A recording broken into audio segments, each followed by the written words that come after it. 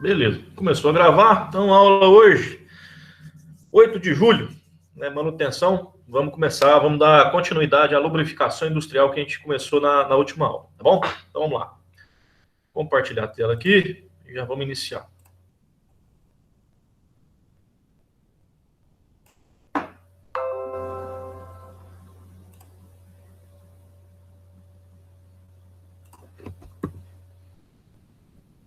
Beleza. Deixa eu ocultar isso aqui e vamos continuar. Aqui, pessoal, acho que nós paramos aqui nesse slide aqui, não foi? A gente estava falando sobre mancais de rotores, isso aqui. Então vamos lá. O ponto que eu parei com vocês na última aula foi sobre a questão de lubrificações de engrenagens em caixas abertas ou em caixas fechadas ou engrenagens abertas. O que seria isso? Imagina isso aqui, ó. Eu tenho uma caixa de câmbio que eu tenho aqui ela toda selada, toda fechada, e a lubrificação dela é feita com óleo que já está preenchendo esse espaço aqui. Né? De acordo com certos tipos de caixa, com certos tipos de fabricantes, essas caixas fechadas de engrenagens, elas precisam estar com óleo até um certo nível mínimo. Tá? Não convém colocar fechando isso aqui tudo, né? Tem o nível adequado para cada tipo de equipamento. E você vai verificar esse nível pelo próprio manual do equipamento, tá bom? E novamente, a especificação do óleo que você vai colocar nessas caixas seladas, nessas engrenagens que ficam fechadas, a especificação também é do manual. Tudo respeita o que está no manual. Vai chegar um vendedor para você e vai falar assim, não, esse aqui é um óleo mais específico, é um óleo com mais rendimento, que não sei o que. Cara, usa o do manual. Costuma ser mais barato do que esses óleos milagrosos que vão aparecendo aí, né? Ele costuma ser mais fácil de comprar. Se eventualmente aparecer um vendedor mostrando ali um óleo diferente, consulta o fabricante. Fala aqui, estão me mostrando esse óleo aqui, está homologado, posso utilizar? Né? É mais vantajoso do que o outro? Né? Porque se você está perguntando isso, provavelmente outra pessoa já perguntou e já deve ter uma resposta. Tá bom? Então, isso aqui seriam as engrenagens fechadas, tá bom?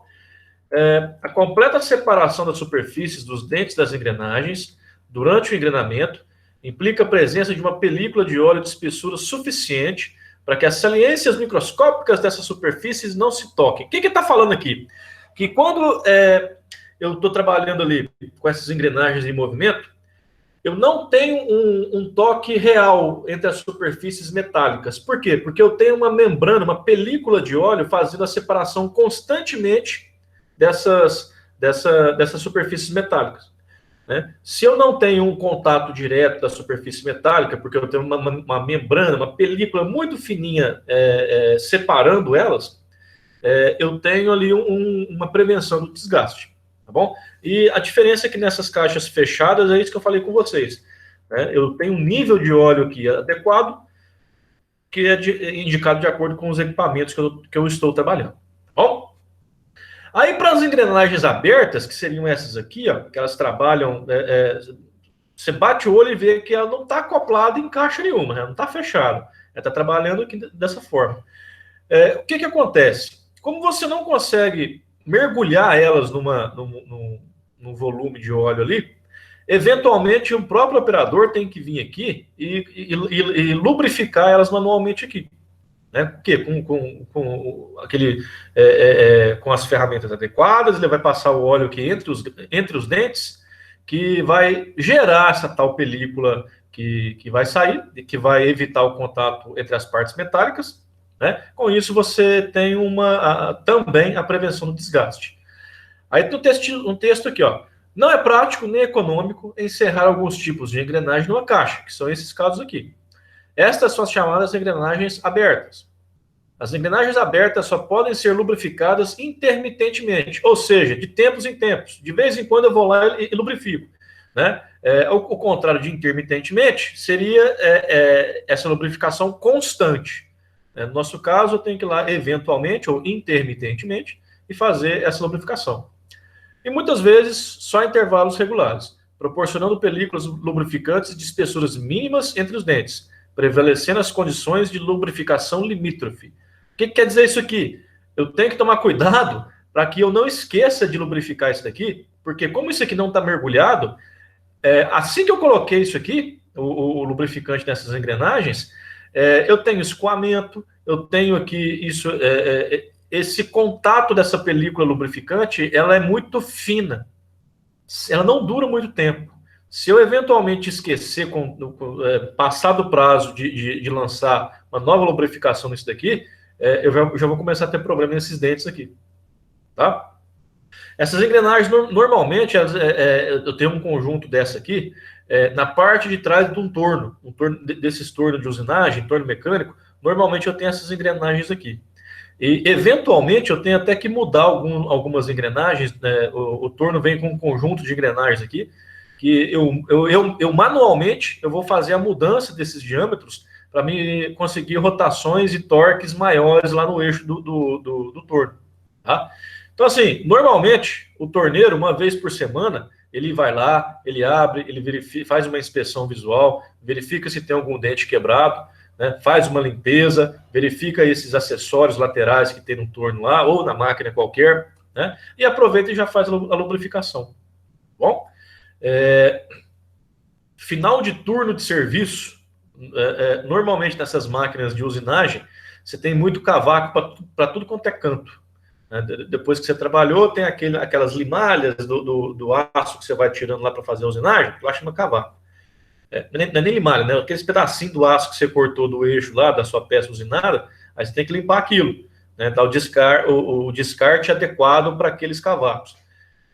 Quando você faz aquela limpeza, você puxa muito do óleo, do barramento, né? Do que está ali lubrificado. Então, limpou a máquina, tirou os cavacos, aproveita e faz uma lubrificação do barramento, né? Essa lubrificação intermitente, ela tem que ser feita de forma que nunca que o contato entre as peças aqui, que se atritam, realmente se danifique. Então, eventualmente, no final do turno, eu estou limpando a máquina, lubrifica, né? Nas quantidades e com o lubrificante adequado. Tá bom? Só uma diferenciação conceitual, tá, pessoal? Essa questão de engrenagens fechadas e abertas. Isso aqui, existe um nível de óleo aqui que faz a lubrificação constante, e nesse tipo de engrenagem, né, não pode bobear, não. Tem que fazer a lubrificação manual aqui, intermitentemente, para que os componentes não se danifiquem. Tá joia? Vamos lá. É o seguinte, para fazer uma lubrificação, um programa de lubrificação bacana, tem 3 coisas que vocês precisam observar assim, de forma primordial, né, para que não tenha problemas com a lubrificação. Primeira coisa, você tem que identificar o lubrificante certo para a sua máquina, né? Cada máquina ali vai trabalhar com um lubrificante diferente, com um range de viscosidades diferentes, com aditivos diferentes, porque eu tenho operações diferentes dentre as máquinas. Às vezes eu preciso de uma qualidade específica nessa que eu não preciso nessa. Então eu preciso de um aditivo específico aqui, que eu não vou precisar aqui, mas aqui eu vou precisar de outro. Ok? O lubrificante certo, saber o lubrificante certo para cada máquina é muito importante. Só que eu não posso saber só o lubrificante certo e afogar a máquina com óleo, né? Então eu tenho que saber o lubrificante adequado e aplicar no volume correto também. Nem menos e nem mais. Menos eu não vou ter aquela película protetora, né, aquela película de contato, e mais eu vou afogar a máquina. Primeiro, eu tenho um custo maior, porque eu estou desperdiçando lubrificante, né? E dependendo da aplicação, quando eu coloco mais lubrificante, a minha máquina perde capacidade. Ela perde aquele ponto ótimo de serviço. Por quê? Porque está afogado de lubrificante ali. Tá? No seu carro, por exemplo, você vai trocar o óleo, faz o seguinte, óbvio que vocês já fizeram isso, mas quem não fez? Quando você for puxar a vareta do óleo para medir o nível do óleo do motor, você vai verificar lá que tem 2 marquinhas na ponta dessa vareta, o nível mínimo e o nível máximo.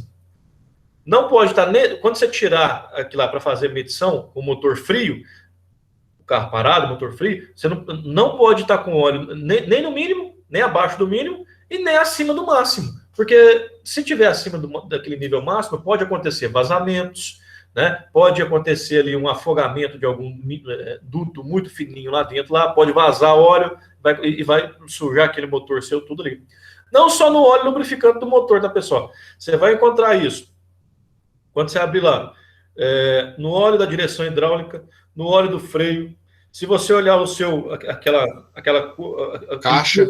da caixa, aquele cubo do radiador lá, onde você coloca a água do radiador, do sistema de refrigeração do radiador, você vai ver lá que tem uma marquinha mínima e máxima. Tá? Por quê? Porque o sistema está dimensionado para um volume de líquido. Se você coloca mais, você vai ter uma sobrepressão, pode ser que danifique algum componente, ou um vazamento. Tá? E vazamento do radiador, por exemplo, aquela água fervendo que sai. Por que aquela água ela atinge temperaturas acima de 100 graus? Né? Por quê? Porque ela está pressurizada, sob pressão. Se ela está com a pressão maior, ela permanece líquida e consegue passar pelo carro inteiro. O excesso acho que é tão prejudicial quanto a falta, né? Pois é, porque se falta de um lado, você tem A, B e C problemas. Se sobra do outro, você tem D, E e F problemas. Entendeu? Não é recomendável você colocar a mais só para garantir. Bobagem. Tinha um colega meu que tinha um Chevette, eu acho que eu já falei isso para vocês. Ele falava que sumia óleo. Né? Aí toda vez lá que ia andar com o carro, ele tinha uma latinha de óleo lá e completava. Falou, olha, se vai dar B.O. um dia. Tanto é que deu. Né? Teve que lá fazer uma mecânica no carro lá depois, porque vazou óleo para todo quanto é canto, arrebentou as mangueiras, sei lá o que aconteceu. Ok? E outro item que vocês têm que prestar atenção, além do lubrificante correto e do volume adequado, da quantidade certa para aquele equipamento, é a hora que você vai fazer isso. Né? Você tem que ter uma programação para saber de tempos em tempos qual que é o intervalo de tempo, de acordo com o uso daquela máquina, que eu vou ter que fazer aquela lubrificação. Normalmente não é nem em dias não, tá, pessoal? Para máquinas, normalmente é em horas de operação. Né? Pode ser em dias também, né? Mas normalmente para máquinas, como elas produzem o tempo todo, é em horas de operação, ou ciclos de operação, alguma coisa assim. Vai estar no manual, novamente. Aí você tem que saber quando é a época certa de colocar aquilo. Porque se você colocar antes, né, você está perdendo dinheiro, porque aquilo lá podia render um pouco mais. Se você coloca depois, pode ser que o seu equipamento já esteja ali com problemas, porque o óleo já está vencido. Aí ele pode estar com limalha de ferro a mais, ele pode estar com sei lá, uma contaminação biológica, pode estar com uma acidez diferente, dependendo do óleo e da atividade, que já venceu. O seu carro também, você tem que trocar ele a cada X quilômetros ou tantos meses. Né? É necessário fazer esse planejamento. Tá bom? E se você não tem esse controle, se você deixa o barco correr solto, você simplesmente fala, beleza, a máquina está funcionando, tá beleza, segue o barco. E não tem essa preocupação com lubrificação, eu até escrevi aqui, a principal consequência é a diminuição da vida útil da máquina. Né? Você pode ter ali um componente, um eixo, um componente, um rolamento que vai começar a dar problema. E máquina, pessoal, é assim, ela não quebra de uma hora para outra. E nem quebra inteira. Ele vai quebrar um componente ali que está danificado, ele vai quebrar outro componente ali. Só que é o seguinte, eu encaro danos em máquinas como se fosse um espinho no seu pé. Você pisou lá descalço e você está com um espinho no pé. Tá? Isso aí é minha interpretação. Aí você não tira aquele espinho, aí você vai começar a sentir uma dor maior no pé, você vai começar a pisar torto. Você começa a pisar torto, você vai começar a forçar o seu joelho. Aí, de repente, você está com um problema no ligamento, problema no menisco, qualquer coisa ali. Aí você está com um problema no joelho agora por conta de um espinho que era só tirar, mas você não tirou na hora, agora você está com um problema no joelho. Aí você vai fazer uma cirurgia. Aí vai só piorando, porque aí você vai ficar alguns meses sentado, deitado, porque você não tirou o espinho do pé, está em recuperação. Né? Aí você já começa a perder trabalho. Aí você ficou muito tempo sentado, você já começa a dar feridas na pele. Né? Aí vai só exagerando. Mas por quê? É só um exemplo para vocês verem. Às vezes um defeito pequeno que você deixa correr frouxo, catalisa em uma coisa grande, vai contaminando outras coisas ali. Tá? Lubrificação é só um dos pontos que o cara da manutenção tem que observar. Né? Ele tem que ter o plano de manutenção dele, lá no PCM lá que a gente estudou. Ele tem que ter o plano de manutenção dele para todas as máquinas, para todas as coisas. Uma dessas coisas é a lubrificação dessas máquinas que ele tem que observar. Tá? Se ele não observa isso, foca em outras coisas. Não, a peça está faltando, o aperto, o ajuste, mas se esquece a lubrificação, deixa em segundo plano, vai começar a aparecer problemas também. Tudo isso vai impactar nessa vida útil da máquina. Está projetada a máquina para ter 20 anos de operação tranquilo, né? De repente, com 10, ela começa a dar problema. Vai ver que com 8 anos acabou o serviço de manutenção dela. Bem? Aí, se a sua empresa ela for organizada, na hora de fazer o PCM lá, o Programa de Controle da Manutenção, o Planejamento e Controle da Manutenção, o cara vai sentar e ele vai fazer o programa de lubrificação para aquela fábrica inteira, para aquela empresa, para aquela linha de produção, né? E tem coisas que ele tem que observar. O que ele tem que acompanhar? A forma de planejar a lubrificação correta de todas as máquinas da indústria. Faz parte integrante do planejamento e controle da manutenção, e eu recomendo fazer o uso de softwares, porque vocês vão começar a entender que fazer isso aqui no papel não compensa muito. Por quê? De cara eu tenho que fazer um levantamento de campo para mapear todas as minhas máquinas. Essa aqui é a máquina tal, fresadora, furadora, um torno mecânico, máquina de solda, o que eu tiver na minha oficina, na minha empresa. Tá? No CNC aqui, o que tiver. Baseado nisso, eu tenho que fazer o levantamento de todas as informações relativas à lubrificação. Falo, essa máquina X, o manual dela fala que eu tenho que usar o óleo tal, de tempos no tempo tal e na quantidade tal. Só que muitas das vezes, a mesma máquina ela não tem só um tipo de óleo, ela tem vários tipos de serviços ali que necessitam de alguns óleos diferentes. Então você tem que, para aquela máquina, fazer todo esse planejamento. Né? É o que eu escrevi aqui. Elaborar um programa de lubrificação para cada máquina. Tipo de óleo, quanto do óleo que eu vou usar, de quanto em quanto tempo. Tá bom? Que são esses três itens iniciais que nós estudamos aqui. Tá? E tudo isso, manual da máquina. Se você chegar numa empresa lá, para trabalhar, ou numa linha de produção, e a máquina não tem manual, cara, você está com um problema, porque você vai ficar sem fundamentos para dar manutenção nela. Bom, corre atrás, entre em contato com o cara que te vendeu, se for uma máquina usada, hoje em dia tem internet, a gente encontra muita coisa pela internet, tá? Pelo menos ali uma plaquinha vai ter naquela máquina, um número de chassi, um número de serviço de ordem de compra, né? Vai ter alguma informação lá. Busca as informações através dessas pistas que você tiver, né? Às vezes está lá o fabricante, por exemplo, eu tive dificuldade para encontrar os dados, as curvas de operação de uma bomba centrífuga, né? Porque a empresa que fabricava aquela bomba, ela fechou. Só que aí eu fui pesquisar, né? Fui ligando para conhecidos, você conhece essa empresa? Assim, ela falou, ela fechou, mas depois ela foi comprada por outra empresa. Ela está operando agora com um nome diferente, né? Corre atrás lá. Aí eu liguei, né? Chama FB, bombas centrífugas. Aí eu acho que é lá em Brasília. Aí eu liguei para o pessoal, falei, muito das coisas antigas a gente perdeu, não tem mais. Na compra a gente não conseguiu resgatar, mas tem algumas coisas aqui. Me dá um tempo que eu vou correr atrás. Passou uns dias, o cara me enviou, falou, tá aqui. Só que essa bomba agora ela foi descomissionada. Se você precisar de peça para ela, não tem mais não.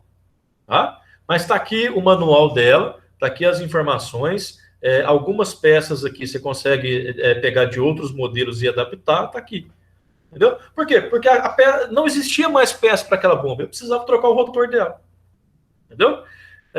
No final das contas, o que eu fiz? Eu peguei o rotor de outra bomba, fiz um projeto de adaptação, mandei para o torneiro lá usinou um pouquinho lá o eixo do rotor da bomba lá, né, as palhetas, a gente conseguiu reaproveitar. Bom, mas manual, procurem documentação das máquinas que vocês têm instaladas na sua fábrica lá. Facilita a sua Até para comprar essas peças de reposição aí, tu tem uns números certinho. Na internet é bem mais difícil de ser achado do que lá no manual. Pois tem outros nomes diferentes, que nem as peças de moinho lá. Quando vai lá para comprar, entendeu? Tem outros nomes bem diferentes. Porque às vezes você chama uma peça de alguma coisa que te ensinaram que o nome dela é aquilo lá, mas o nome comercial é outro. E também, né, pode ser que, por exemplo, você não vai comprar uma peça original pelo preço, você vai comprar uma outra similar, que também é boa, né, mais barato, mas aí você vai ter que olhar a numeração dela, entendeu? Isso. Não o número, não o nome, né? Para quem, por Se exemplo, tiver manual, lascou. pois é, para quem entende um pouquinho de peça de carro, mecânica de carro, assim, vocês podem ver que cada pecinha que tem ali no seu carro, ela tem um código de catálogo. Né? A borrachinha ali que protege o parafuso do limpador de para-brisa, ela tem um código de catálogo. Você consegue observar lá no código lá qual que é a especificação correta e fazer um pedido ou chegar lá na concessionária e falar que eu estou precisando dessa peça aqui do modelo tal. O código está aqui. Né? Tem coisa que a gente não repara, mas que existe, tá, pessoal? Então, principalmente máquinas, essas peças de reposição, elas são de catálogo e você consegue, através desses códigos, fazer essa compra. Bom? Ó, eu vou trazer aqui para vocês aqui mais um vídeo do telecurso, coisinha simples, e depois nós continuamos. Tá bom? Ok.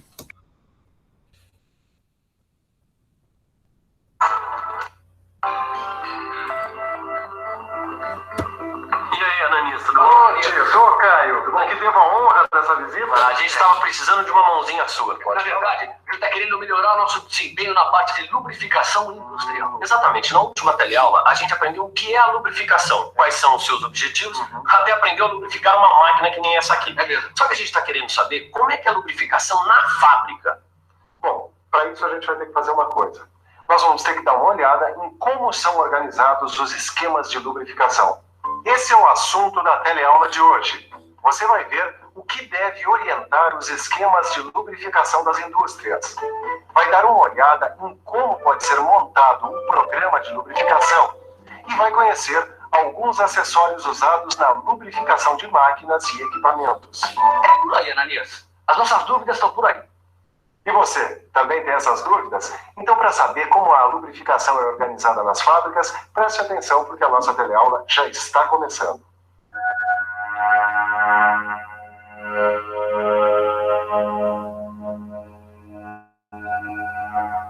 Como organizar a lubrificação de uma indústria? Na última teleaula, você conheceu os lubrificantes e alguns critérios para fazer a lubrificação de máquinas e equipamentos. Mas e se você tem uma grande linha de produção? Como ter certeza de que todas as máquinas estão recebendo o lubrificante certo, na hora certa e na quantidade necessária? Olha, não tem outro jeito.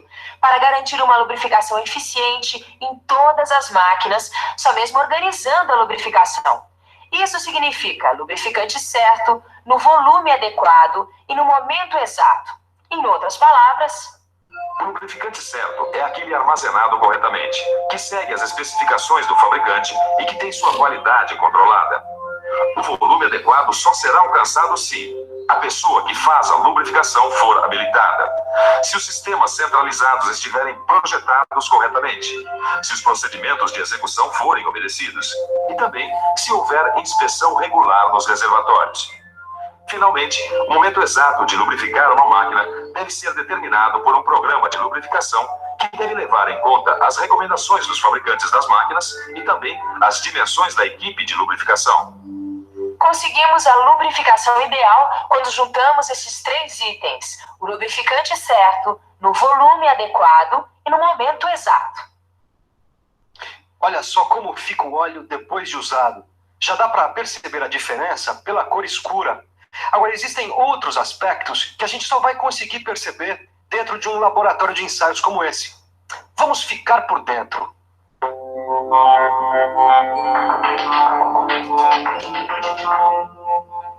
Esse óleo ficou mais tempo do que devia numa máquina. O resultado é que ele tem uma grande quantidade de partículas misturadas. Essas partículas no óleo indicam que a máquina teve um desgaste acelerado de suas peças. Portanto, as partículas que aparecem no óleo são resultado desse desgaste. A principal consequência de uma lubrificação deficiente é a diminuição da vida útil da máquina. Uma máquina que poderia durar, por exemplo, 20 anos, pode ter a sua vida reduzida em até pela metade. Imagine o prejuízo que isso não significa, ainda mais numa linha de produção como essa, com tantas máquinas operando. Bom, no caso dessa fábrica, ela tem um bom programa de lubrificação. Por isso mesmo, a gente veio conversar com o Eduardo, que é o engenheiro de manutenção daqui. O Eduardo, depois da implantação do programa de lubrificação, o desempenho das máquinas melhorou? Melhorou muito. O problema é que esse programa de lubrificação foi implantado recentemente. E como você sabe, os desgastes causados às máquinas por uma lubrificação deficiente é cumulativo. Ou seja, os desgastes vão se acumulando aos poucos, ao longo dos anos. Então quer dizer que o programa de lubrificação que foi implantado pode não ser a solução. Não, ele é a solução sim, daqui para frente. Daqui por diante, as máquinas vão ter a lubrificação adequada. Acontece que muitas dessas máquinas estão aqui há muito tempo. E por falta de um programa de lubrificação, o tempo de vida útil delas já está comprometido. É isso aí. A lubrificação não é nenhum tratamento de choque. É mais parecido com a homeopatia. É um trabalho constante de inspeção e acompanhamento dos equipamentos. Mas é um tratamento que vale a pena. Com uma lubrificação adequada, as máquinas e equipamentos têm uma vida útil até 10 vezes maior que aqueles equipamentos que têm lubrificação deficiente. Caem os custos da manutenção em até 35%. Com o uso mais controlado, o consumo de lubrificantes também cai, em até 50%. Cai também o consumo de energia em até 20%. E o mais importante é que a energia que se economiza não é só a da redução de atrito, é também energia embutida. Peraí, mas o que é essa energia embutida? É o seguinte, imagine que uma peça tem que ser substituída de uma hora para outra, antes do tempo, por falta de lubrificação. Ora, essa peça tem uma energia embutida nela. É energia que se gasta para produzi-la. Ou seja, é energia que a máquina gasta para produzir esta peça. Isso sem contar com o material que é utilizado para fazer esta peça. E tudo isso é jogado fora antes do tempo. Como você viu, a lubrificação adequada é muito importante. Usar o lubrificante certo, na quantidade certa e no momento exato. Se você pensar em apenas uma máquina, pode até não ser muito complicado. Mas e se você tiver que lubrificar uma grande quantidade de máquinas? Você já imaginou que cada uma delas tem vários pontos que precisam ser lubrificados e que muitas vezes uma mesma máquina usa lubrificantes diferentes em momentos e quantidades diferentes? Bem, para conseguir lubrificar todas essas máquinas de maneira eficiente, é preciso ter um programa de lubrificação. Um programa de lubrificação nada mais é do que uma maneira de se planejar a lubrificação de todas as máquinas da indústria. Cada uma em seu período adequado, sua quantidade de lubrificante e, é claro, com o lubrificante certo.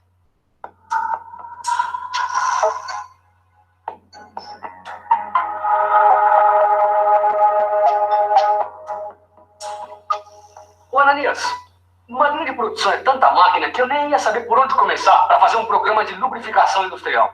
Bom, a primeira coisa que você tem que fazer é saber em que estado se encontram as máquinas. Mas espera aí, a gente tem que fazer esse levantamento em todas as máquinas?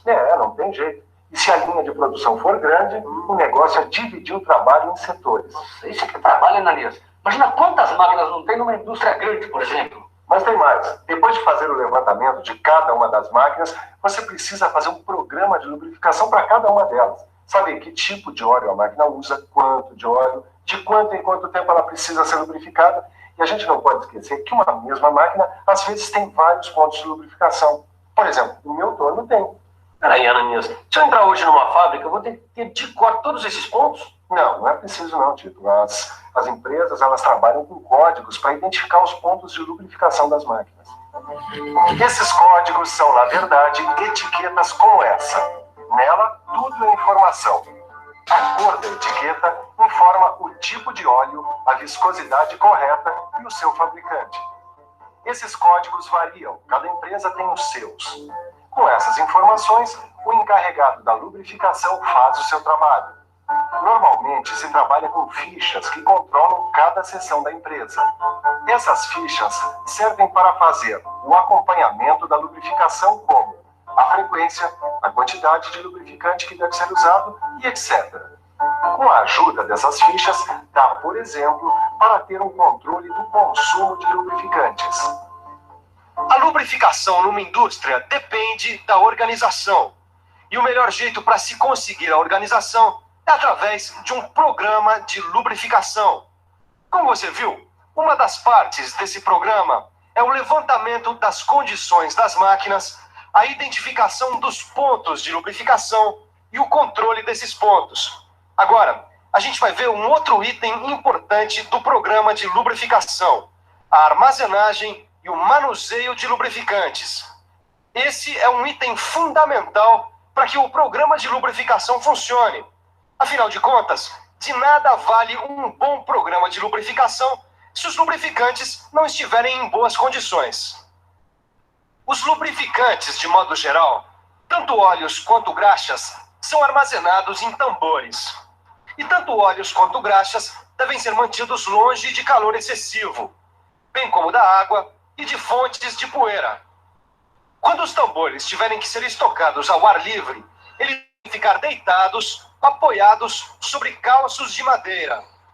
Caso eles tenham que ficar de pé, é recomendável o uso de um encerado. Na falta de um encerado, os tambores devem ser mantidos inclinados com a ajuda de calços de madeira. Isso tudo para evitar o acúmulo d'água sobre os bujões, que são as aberturas dos tambores. Essas dicas que a gente viu servem principalmente para o caso de se estocar os tambores em locais abertos. Vamos ver agora como eles podem ser estocados em almoxarifados fechados. Nesse caso, uma alternativa cada vez mais usada são os pallets, um tipo de estrado de madeira. Assim como na estocagem externa, os cuidados com o excesso de calor, umidade e poeira devem continuar. É importante que o almoxarifado fique longe de fontes de calor, como fornos e caldeiras, bem como fontes de umidade e de poeira. É importante manter o local limpo, sem panos ou estopas sujos de óleo, já que esse tipo de material pode se incendiar pela combustão. Para retirar óleos ou graxas dos tambores, podem ser adaptadas torneiras em um dos bujões. Se você precisar de apenas um pouco de lubrificante, deve usar um recipiente apropriado.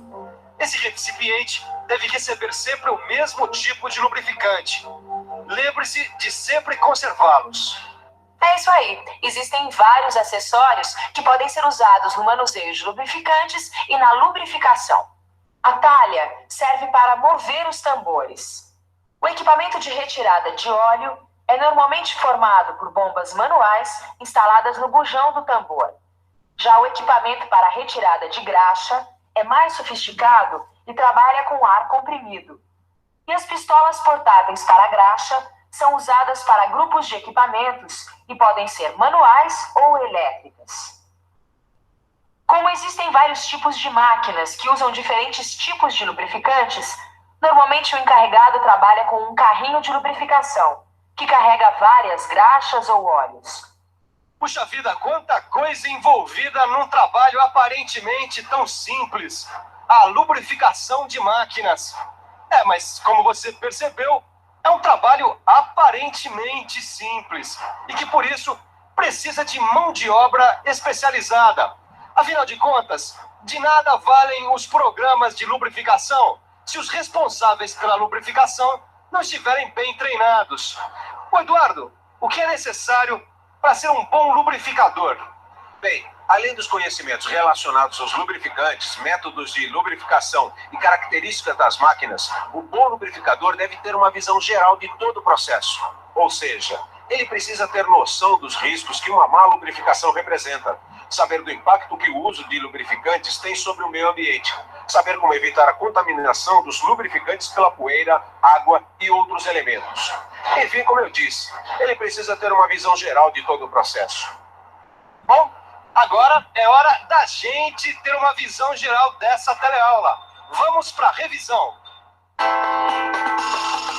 E atenção, se liga aí que é hora da revisão.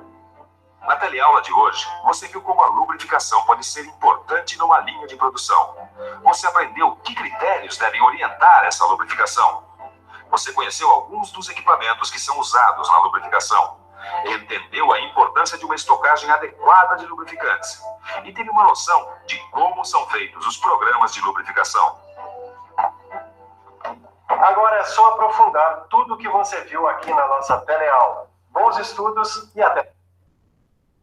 Bom, pessoal, vamos voltar aqui. Deixa eu fazer alguns comentários. Seguinte, obviamente, o telecurso é muito bom. Eu gosto bastante desses vídeos porque é a realidade de aprendizado na indústria mesmo. Só que eles são antigos. Eles foram feitos numa época em que não existia muita informatização das coisas, né? Eu lembro que era moleque e já passava isso aí de madrugada na televisão. Então, assim, nessa questão da documentação, deixa eu tentar fazer um paralelo aqui com o que a gente já viu. A gente estudou FIMEA, né? A gente estudou FIMEA, análise de falha. Principalmente o FIMEA, eu falei para vocês que quando bem feito ali numa linha de produção, o resultado do FIMEA dá para você utilizar como uma base para você criar o seu PCM, né? O seu planejamento e controle da manutenção. Porque se você tem ali um componente e você está prevendo todas as coisas que podem quebrar naquele componente, que podem falhar, uma das coisas que podem falhar, tem várias das coisas, inclusive, que podem falhar, tem a ver com lubrificação, né? Se não lubrificar aquele rolamento, ele vai dar problema. Se não lubrificar aquele barramento, ele vai dar problema. E com isso, você já consegue antecipar, primeiro, identificar os componentes e antecipar as falhas. E se você tem essas informações, você consegue fazer a programação. Opa, esse barramento que se ficar sem óleo vai dar problema, ele precisa do óleo tal, ele vai precisar do óleo tal, na quantidade tal, de tempos em tempos tal, né? Então, o FIMEA, você pode utilizar ele como o material básico para você criar o seu planejamento e controle da manutenção, PCM.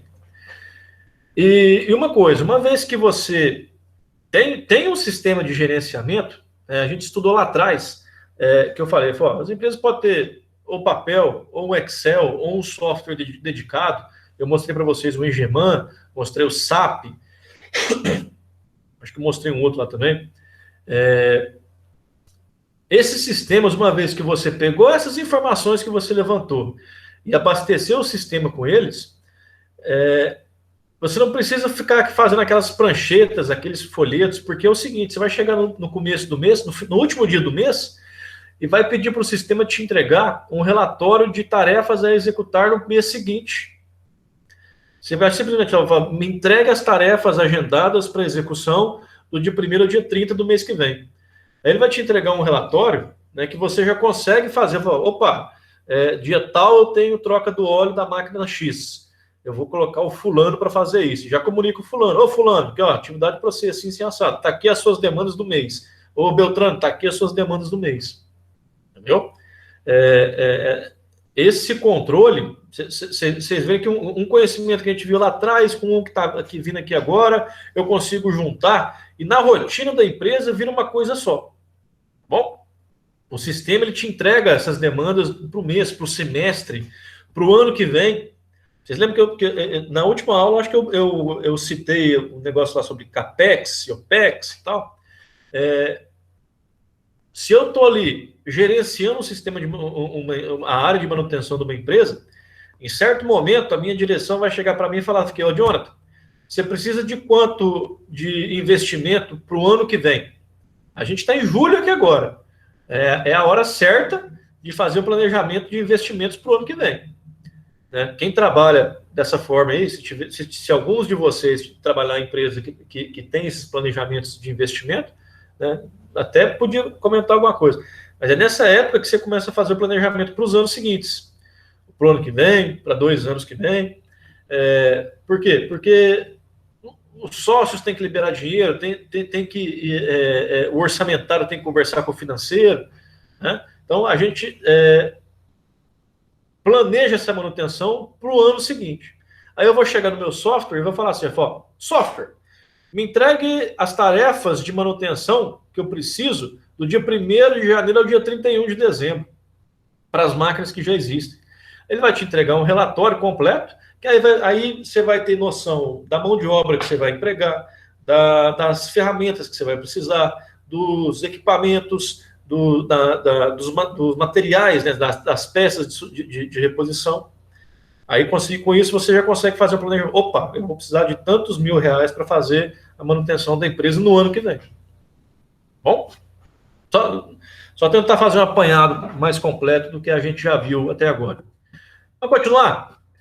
No vídeo a gente começou a falar sobre armazenamento, mas falou muito breve, eu quero fazer algumas considerações aqui com vocês. Mas para fazer essas considerações, eu preciso explicar alguns conceitos, tá bom? Não precisa decorar isso não, é só para saber que existe. Se você entender, já é suficiente. E é isso que a gente tem que correr atrás. Tá. Todo derivado de combustível, petróleo, óleo lubrificante, tudo isso, existe um ponto de fulgor. O que é um ponto de fulgor? É isso aqui, ó. É a temperatura que o óleo deve atingir para que uma chama, passada sobre sua superfície, fica, ó, é a temperatura que o óleo deve atingir. Está aquecendo meu óleo, né? Está aquecendo, está soltando vapores. O óleo deve atingir para que uma chama, ó, um fogo que passe em cima, na onde está cheio de vapor desse produto que está vaporizando por conta do calor que eu estou colocando nele aqui. Estou passando um fósforo aqui em cima, ou uma faísca, uma centelha, qualquer coisa.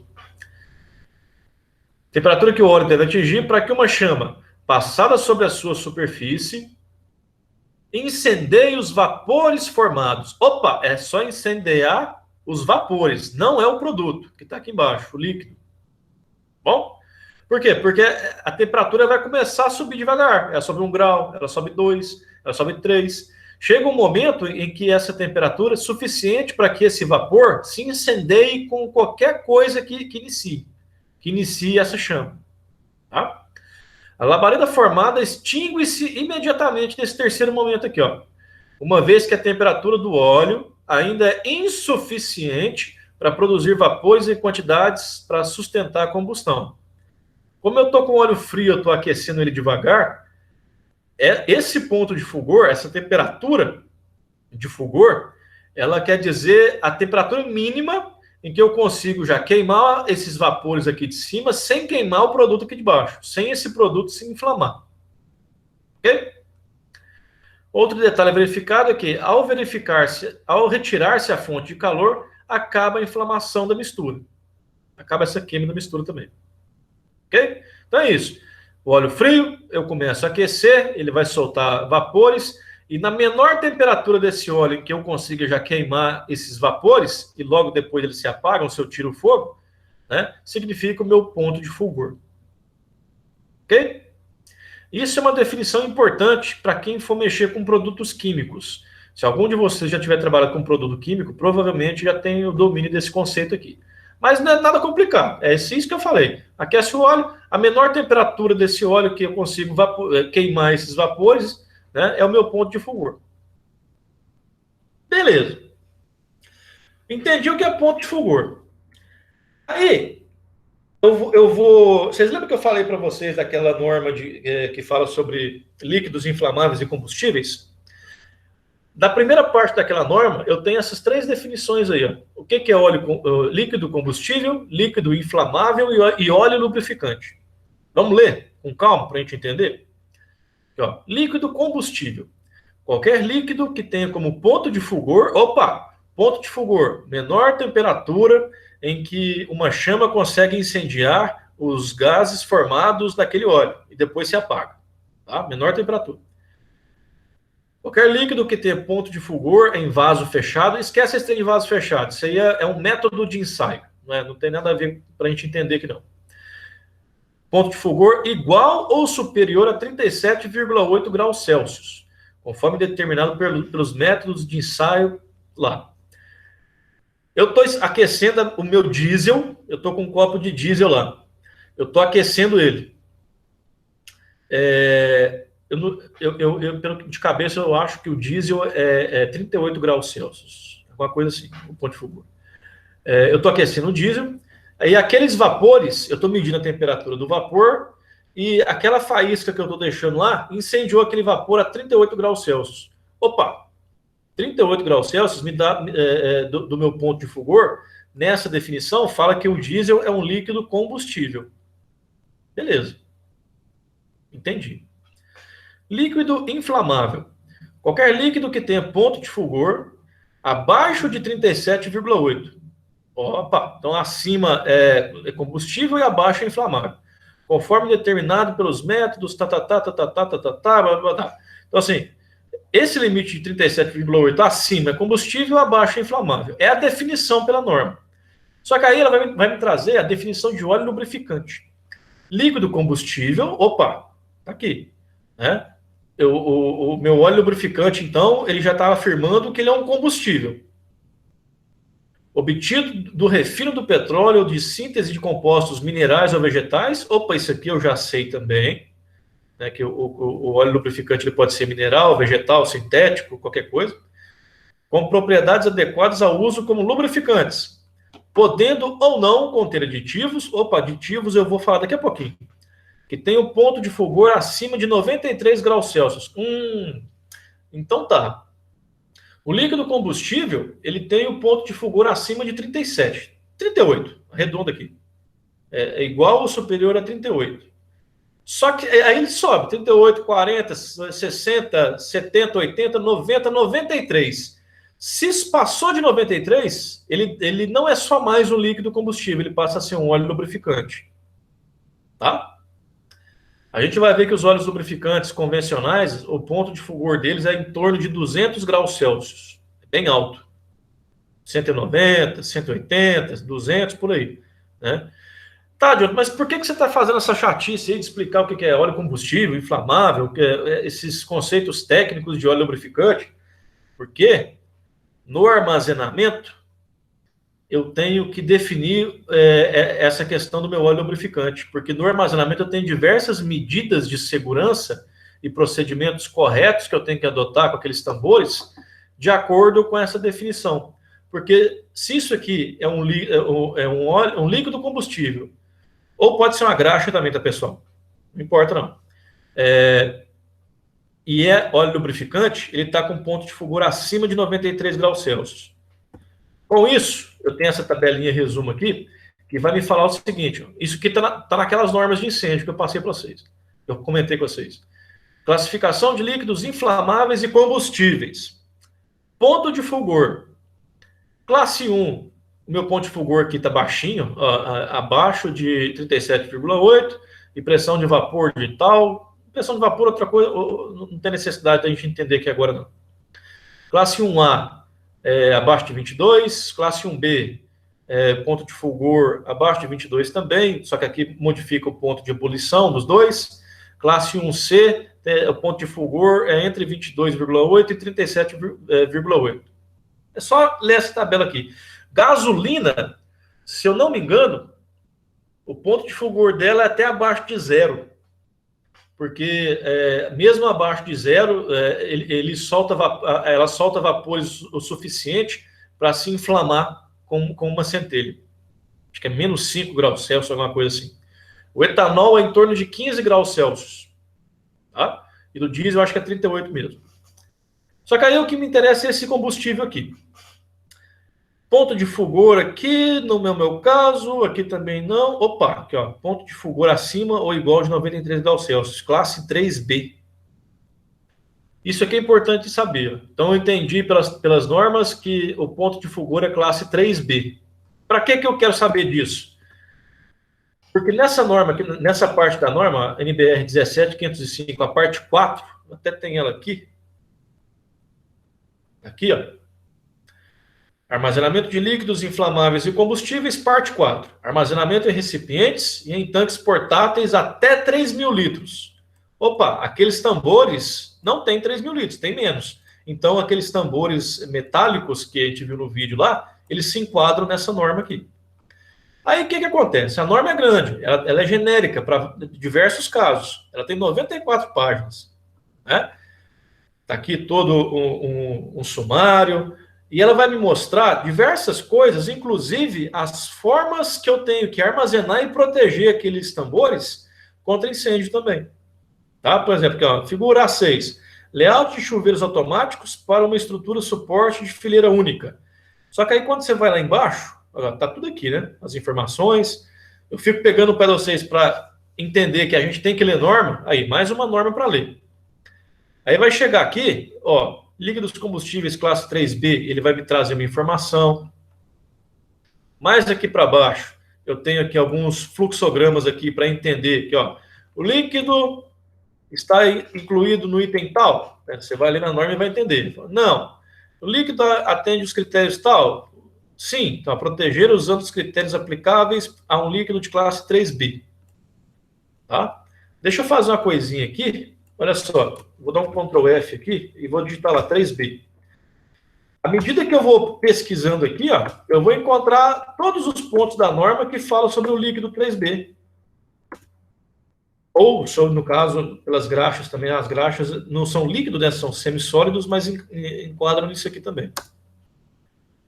E se eu sou o cara da manutenção, eu vou ter essa norma aqui debaixo do braço e vou passar 1 dia, 2 dias lendo ela para entender. Opa, eu estou armazenando assim, eu preciso, a minha altura máxima de tambores que eu posso colocar é a altura tal. A minha largura máxima é tal. Eu não posso empilhar mais do que tantos tambores. No meu armazenamento lá, eu tenho que ter um sistema de combate a incêndio assim, assim, assado.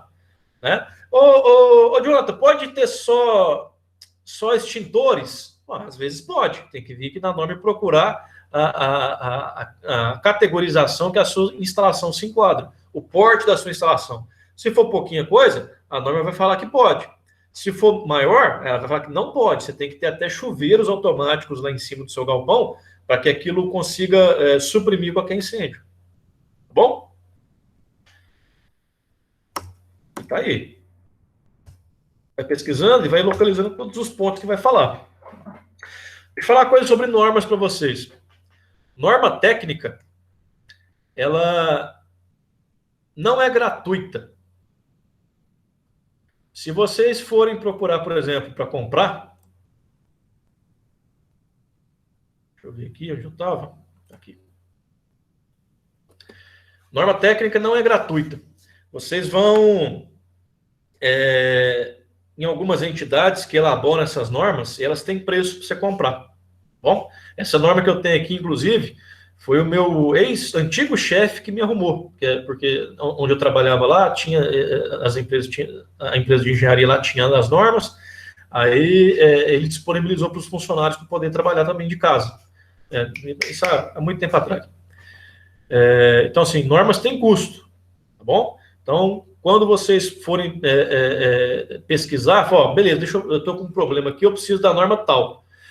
Pesquisa na internet primeiro, porque às vezes tem um maluco lá que disponibiliza lá em algum link, um PDF lá, normalmente acontece.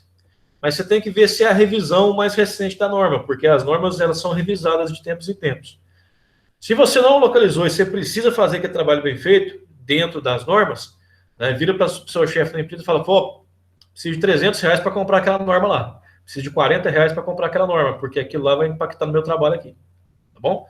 Não se atenham ao conhecimento de pessoas. Procura a legislação que vai te entregar o que você precisa. A gente estava? Aí tá. Aqui, ó. 17505, parte 4. Armazenamento, é a norma que eu mostrei para vocês lá. Em tanques portáteis até 3.000 litros. De cara, no escopo dela, no item 1.1, ela fala... Esta parte da NBR 17505 prescreve os requisitos para armazenamento de líquidos inflamáveis e combustíveis, nas seguintes condições. Aí é o primeiro item, tambores ou outros recipientes que não excedam 450 litros em suas capacidades individuais. Bom, então, essa norma, essa parte da norma, vai trazer muita informação se você precisar fazer armazenamento adequado de óleo lubrificante. Bem? Tá. Eu coloquei aqui alguns lembretes, deixa eu falar para vocês uma coisa. Esse seu armazém, ele tem que ter contenção para drenagem oleosa. Vocês lembram que a gente falou na NR20 lá, que o tanque tem que ter um dique de contenção em volta, tem que ter uma canaleta que leva aquele efluente oleoso para uma separadora, né? Existe essa mesma preocupação aqui também. Normalmente, eu tenho duas soluções quando eu falo de óleo combustível. Ou eu tenho uma canaleta ali realmente que leva para uma caixa separadora, igualzinho que eu já expliquei para vocês lá na NR20. Aí lá faz o tratamento, faz a separação, aí você recolhe aquele óleo depois. Ou ainda tem essa canaleta ali que faz a contenção em volta de onde você está armazenando os seus tambores, mas essa canaleta não leva para uma separadora. Ela vai levar para uma caixa de concreto, uma caixa impermeável, uma caixa que fica ali do lado, que eventualmente, se tiver um derrame, vazou ali, o caboclo virou um tambor lá, vazou o óleo, né, no chão lá do armazém. Esse óleo vai cair na canaleta, e essa canaleta, pela declividade dela, vai encaminhar para essa caixa. Um buraco, uma caixa de concreto ali. E aí você vai lá manualmente com a bomba, ou um caminhão a vácuo, qualquer coisa, um caminhão com bomba a vácuo, e succiona aquilo e dá destino adequado. Tá bom? Se o seu colaborador deixar cair dois tambores, você demite ele. Porque é o tipo de coisa que não pode acontecer. Tá bom? Acidentes acontecem, mas tem que prevenir esse tipo de coisa. Se acontece com frequência é porque tem alguma coisa errada. Tá bom? Tá. Só que aí eu vou trazer esse artigo para vocês aqui também. Deixa eu abrir aqui.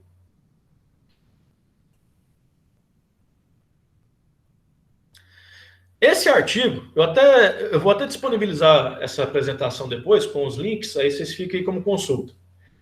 Esse artigo ele fala o seguinte, que fabricantes de óleos combustíveis, os grandes compradores, tipo Ipiranga da Vida, né, e essa comissão aí do IBP, o Instituto Brasileiro do Petróleo, eles discordam de algumas coisas dessa norma.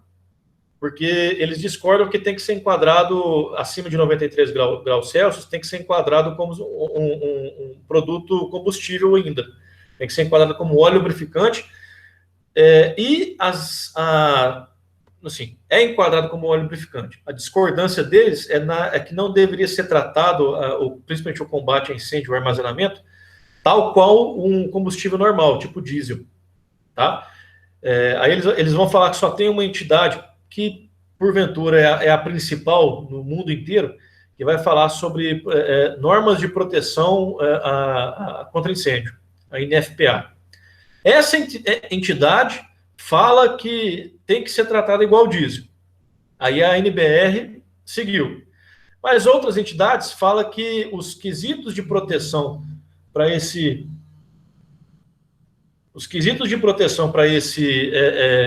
óleo deveriam ser mais suaves, não tão pesados, porque dadas as características desse óleo. Tá bom? A NBR 17505 está sendo revisada, até o ano que vem ela deve sair uma nova versão. Aí a gente vê o que vai acontecer. Bom? Uma outra coisa aqui, eu quero mostrar para vocês, esses 3 links aqui é o mesmo tipo de coisa, tá? Vou abrir esse aqui. Espera aí. Vamos abrir, gente. Isso aqui é uma FISPIC. Ficha de Informações de Segurança de Produtos Químicos. Toda empresa, quando armazena, produz, comercializa produtos químicos, o óleo lubrificante é um produto químico, ele tem que disponibilizar essa FISPIC aqui. Ela vai trazer diversas informações sobre o produto, sobre as características químicas dele. E o que mais importa para a gente nesse momento aqui, ó, aqui tem medidas de primeiros socorros, o que fazer, né? Medida de primeiro socorro após contato com os óleos, faz isso. Após ingestão, faz isso. Mas o que importa para a gente nesse caso aqui, para classificar, é isso aqui, ó. Deixa eu ver. Aqui, ó. Propriedades físicas e químicas. Olha aqui o ponto de fulgor, ó, 200 graus Celsius. Bom? Vou colocar uma dessas aqui como modelo lá no site para vocês terem como referência também. Olha. Eu fechei a apresentação aqui? Acho que fechei, né? Não, tá. Gravando. Oi? Ah, tá, não, esquece. Acho que eu fechei sem querer aqui. Deu problema. Mas vamos lá, vamos continuar.